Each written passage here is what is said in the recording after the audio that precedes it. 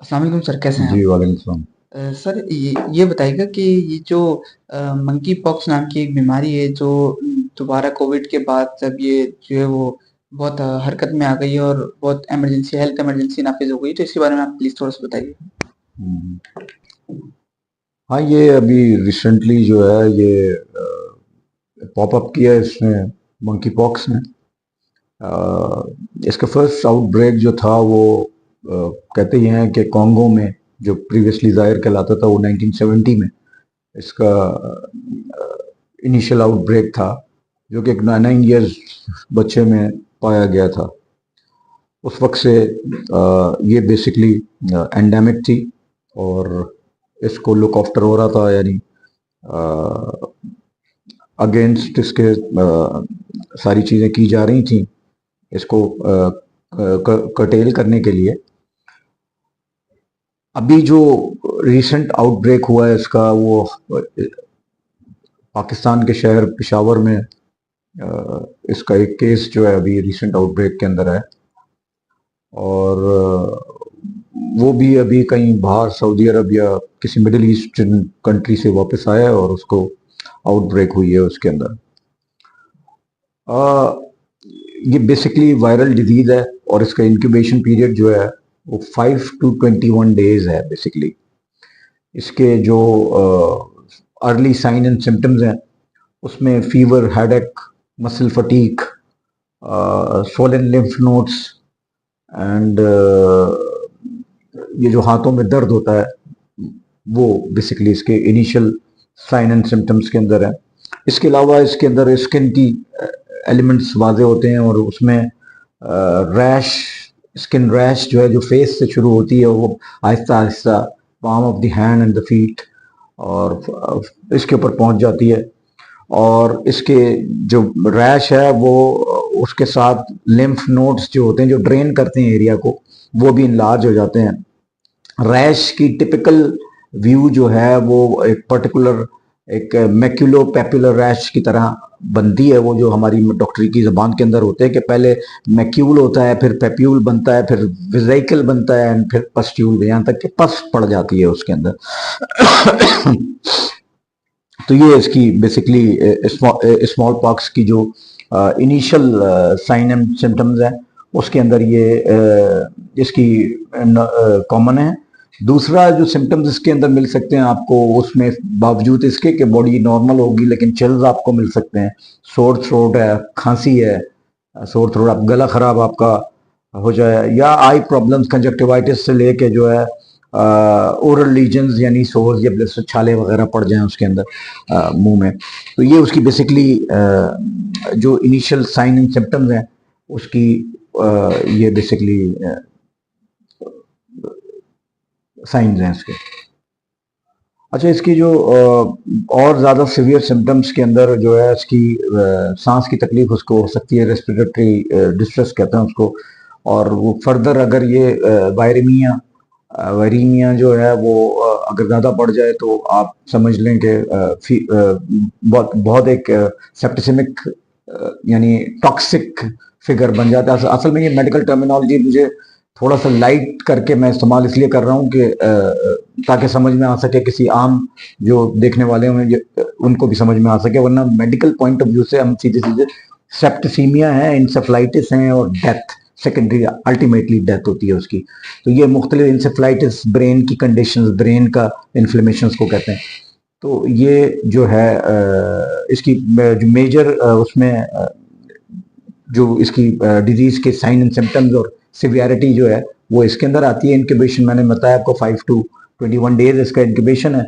और इसी तरह ड्यूरेशन ऑफ वीक जो इलनेस है उसकी 2 से 4 वीक्स तक ये आमतौर पे रहती है, 2 से 4 वीक्स। और खिंच कर अगर अगर ज़्यादा लंबा खिंच जाता है तो 6 वीक्स तक भी ये जा सकती है।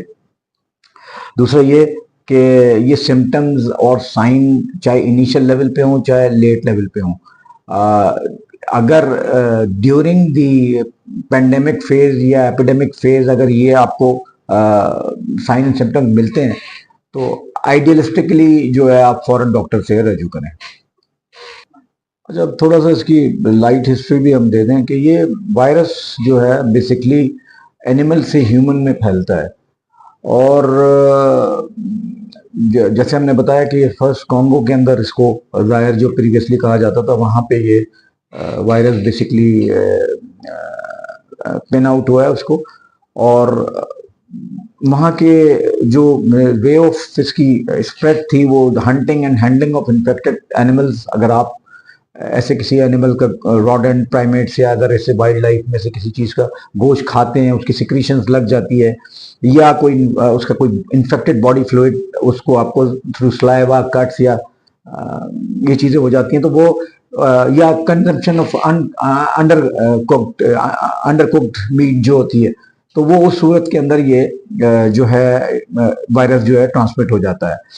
और ये ट्रांसमिट होने के बाद इसके क्लोज कॉन्टेक्ट्स के अंदर जो है ये जो भी नेक्स्ट इन्फेक्टेड इंडिविजुअल होगा वो अपने फैमिली मेंबर्स को या अपने क्लोज कॉन्टेक्ट्स को वो लगा सकता है। और ये क्लोज कॉन्टेक्ट्स हगिंग से भी हो सकता है, सेक्सुअल इंटरकोर्स से भी हो सकता है, टचिंग से भी हो सकता है, secretion sharing of beds and linens जो होती हैं उनसे भी हो सकता है, ड्रॉपलेट ट्रांसमिशन, खांसी करा उसने, थूका कहीं, उससे भी ये तो हो सकता है।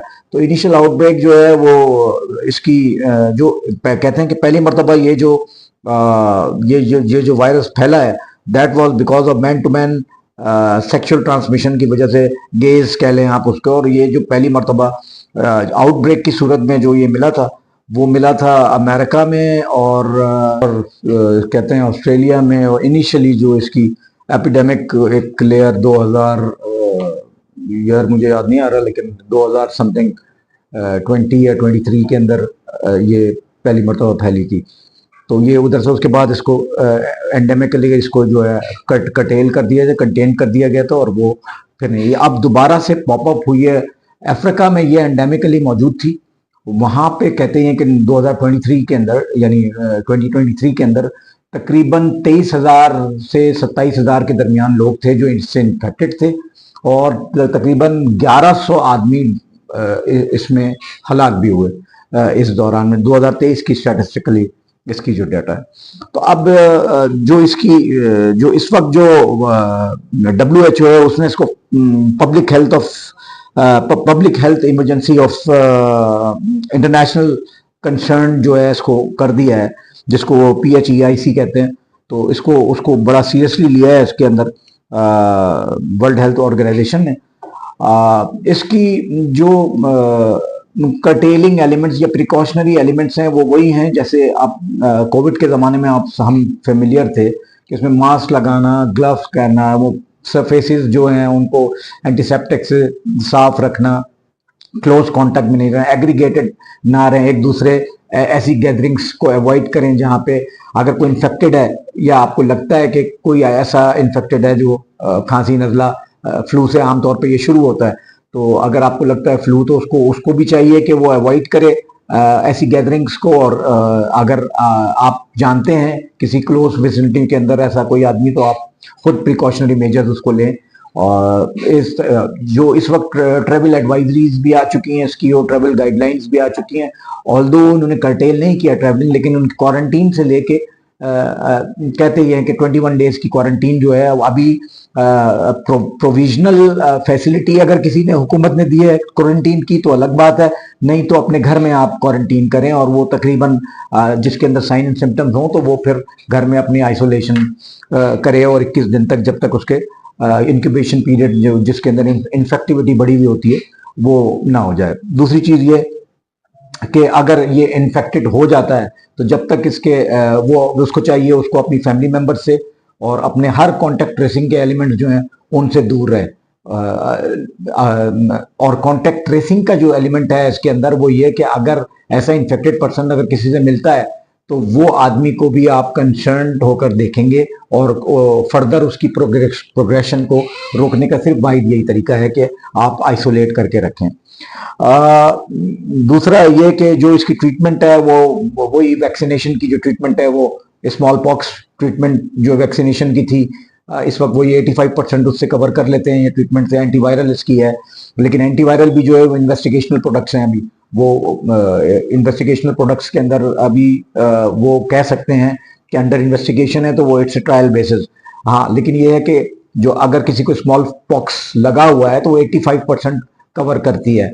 इन केस प्रिकॉशनरी अगर किसी को किसी की फैमिली में ये बंदा ऐसा स्मॉल पॉक्स ये मंकी पॉक्स से इन्फेक्टेड हो जाता है तो उसको प्रिकॉशनरी जो है आप इसको वैक्सीन दी जा सकती है। अवेलेबल डिपेंड करता है कौन सी अवेलेबल, स्मॉल पॉक्स की अगर अवेलेबल है तो वो उसको दी जा सकेगी। यानी फिल वक्त जो है तो मेरी नज़र के अंदर इस वक्त जो नेसेसरी चीज़ें हैं वो ये हैं कि